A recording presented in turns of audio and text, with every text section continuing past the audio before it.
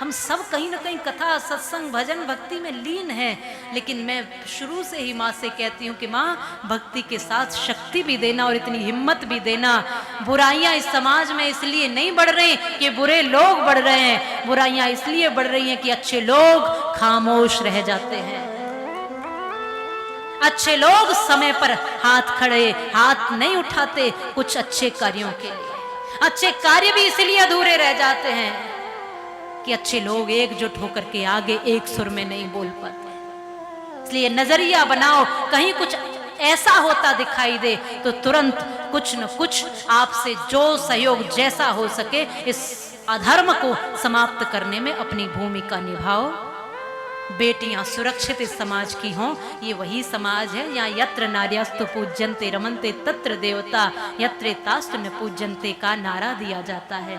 ये वही समाज है यहाँ जगदम्बा यहाँ दर्शन देती हैं। ये वही समाज है जब कई बार व्रतों को धारण करके माँ भवानी का पूजन किया जाता है। ये वही समाज है जो जननी बनकर माँ सृजन करती है। तो इस समाज में वही जननी वही बेटी अगर पीड़ित रहेगी तो ये बात ठीक नहीं है।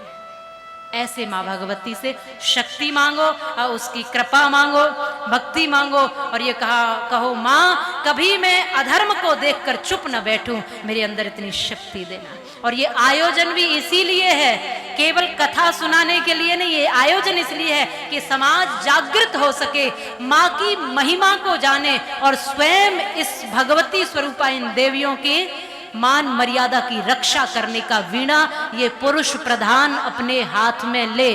क्योंकि पुरुष प्रधान समाज है तो पुरुष प्रधान की जिम्मेदारी बनती है कि उसके सानिध्य में, उसकी प्रधानता में देश की बेटियां सुरक्षित रहें, देश की बेटियां सिर उठा के जी सकें और अपने सपनों को पूरा कर सकें।